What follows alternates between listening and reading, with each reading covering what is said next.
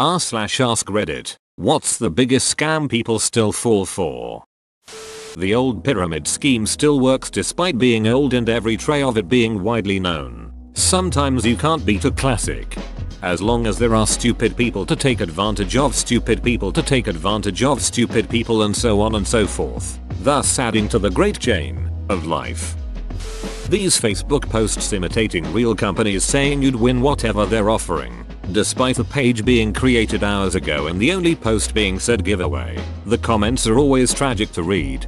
For some reason the really popular ones I see are free RV or free tiny home. When my friends repost the posts I have to hold my tongue, lol. I have several clients that fell for the scam where when you do a password reset on a bank website and they text you a code to complete the password reset and the scammer calls you for the code. If you receive a code via text, never tell it to someone else. Do you have a moment to talk about your car's factory warranty? Just bought a new 4Runner. Immediately started getting calls on my cell phone. Those duckers spoof local S tricking me into answering all the time, bastards. Not gonna lie, I attended one of those pyramid scheme meetings at my friend's insistence and man, it was filled with low income people and the whole thing was clearly targeted at them. Felt really bad seeing how they were being sold dreams of earning a lot of money and stuff. Such a scam. My first ever job interview turned out to be an MLM. I was pissed. Mobile games which are designed to be bad so they can frustrate you enough to buy their currency. Failing that, the game will feature spam clicking until you run out of energy, which will spawn a buy more energy pop-up, hoping you will buy lots of it by accident. I tried one that mathematically requires you to spend money to progress after a certain point. It looks possible, but when you run the numbers it's clear there is no amount of grinding or daily logins to make enough in-game currency for the next stages.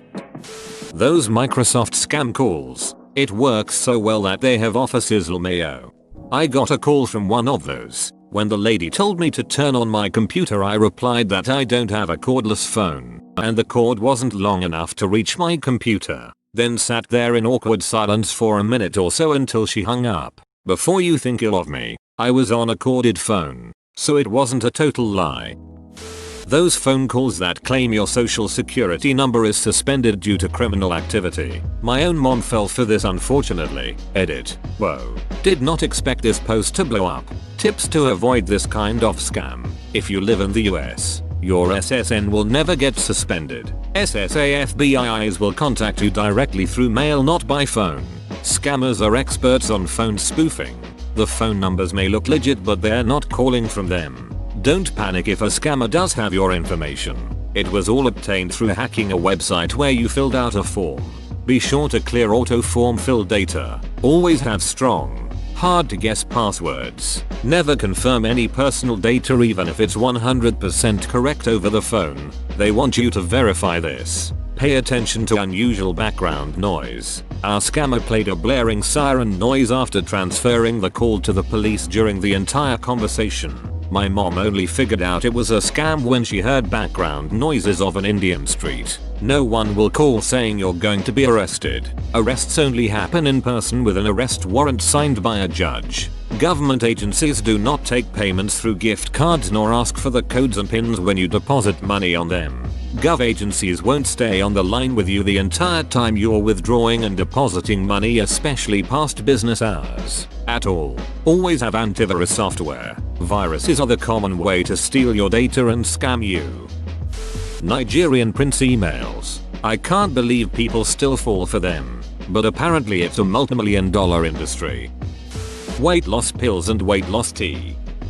You'll get a job at X organization if you pay X amount. It's always a scam. You never have to pay someone to work for them. Edit. Since I work in IT sector, I was talking about that. This happens especially more to fresh out of college folks looking for a job. Online charlatans that will share their secrets if you buy their course. Alright, here's my secret to getting rich. Step 1. Get people to think you have a secret to getting rich. Step 2. Make them pay you for the secret. There is no step 3. Multi-level marketing. Hey babe. Red heart.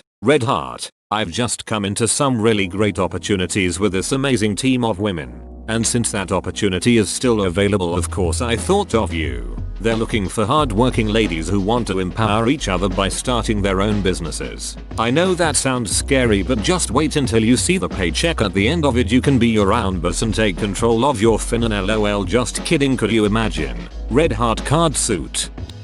Having to share at least your email address plus permission to mail with any company that you want to purchase a product from or interact with, just so they can spam your inbox with garbage marketing campaigns. Sure, you can unsub, use a non-primary email address, etc. But I still hate it. Maybe biased because I work for one of the world's largest big data marketing agencies. Expensive coffins, diamond rings, bottled water, timeshare promos. Buying a timeshare. Penis enlargement pills. Taking photos with the characters in Times Square, NYC. If you tell me the truth I won't get mad, Mum Dad. We can't afford raises this year. Company that turns around and pays dividends to shareholders. Televangelists. Jim Ducking Backer, my nephew, who is around 22 or 23 now, is a youth minister. When he first started doing minister training or whatever it's called, he went to a camp that Jim Backer and his son owned and trained there for like a year. He's so young that he probably hadn't even heard of what the Backers are most famous for, being con artist pieces of shit. And I never talked about them around him because he was an adult choosing his own path. But man, did I hate it. To this day he's still good friends with Jim's son. I sometimes think about what happened to all that lulero. I was in the insurance industry as an auto damages appraiser. The biggest one is the anti-insurance body shop that will fight for you, or that pans itself as a quick fix shop, or that pays your deductible. No, they won't. Every one of those places is going to duck you in the ass. Collision repair centers are absolutely 100% in a symbiotic relationship with insurance companies, because so ducking much of their business comes from insurance jobs. If the shop claims to hate insurance companies, run the duck way, because if you use them, your life will get very aggravating very quickly. You are not going to get factory parts for your fender/bumper job on your 2009 or even your 2015 car.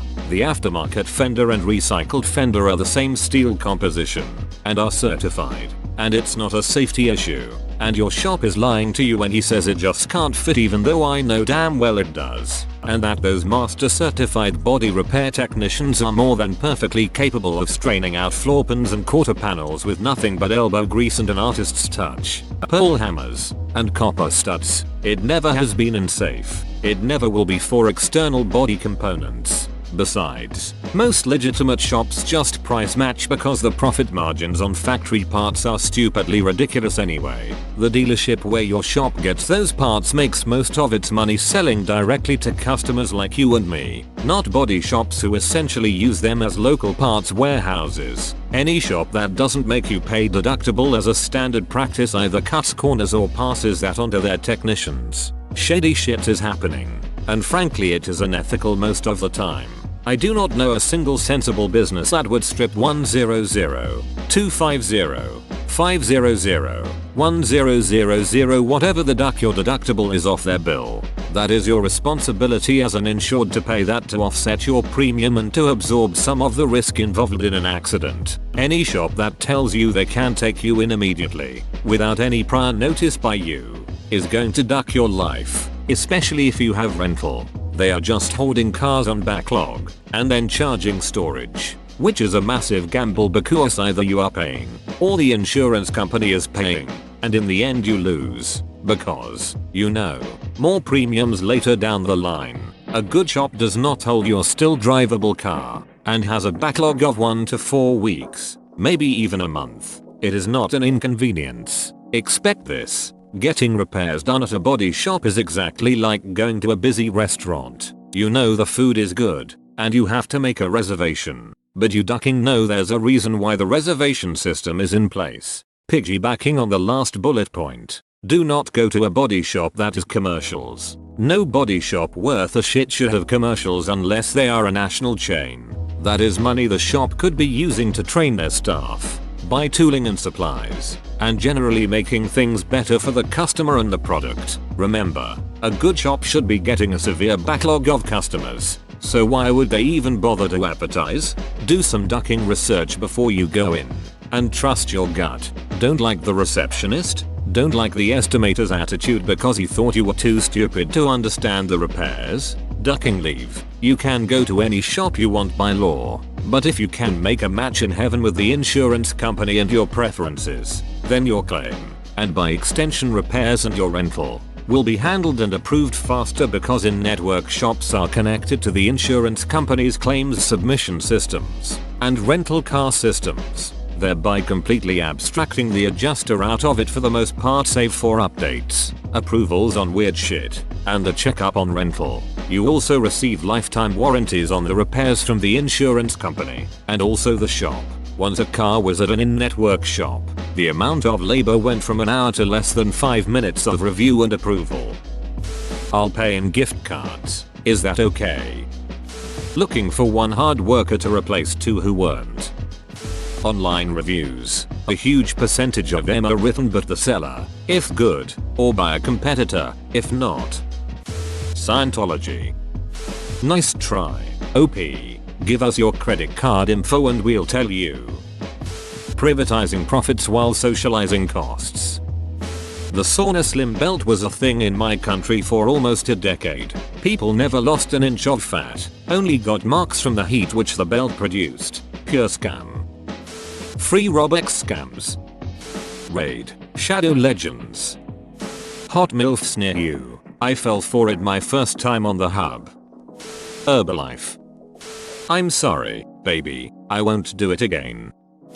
Door magazine sales. No, that kid is not getting sent on a camping trip if you will just buy subscriptions to Boys Life and Wine Aficionado. Most of the time they are a traveling troupe that goes city to city, pulling the same scam each time. Honestly, just door-to-door sales in general are usually a scam. Don't trust the guy trying to sell you a new roof, or a driveway resurface, or a spanking new Hoover vacuum at your front door. Need a new roof or driveway? Call your insurance company and get a list of reputable companies. Even if you aren't filing an insurance claim, they will happily give you the name of several companies that can be trusted. When you grow up, you can do what you want. Skinny teas and detox diets. I mean, you might lose some water weight from diarrhea, at least. Whoa, you made it to the end? You're a ducking beast. I'll cut you a deal. Smash like and subscribe for more curated content, bruh. It's free and that's a great price.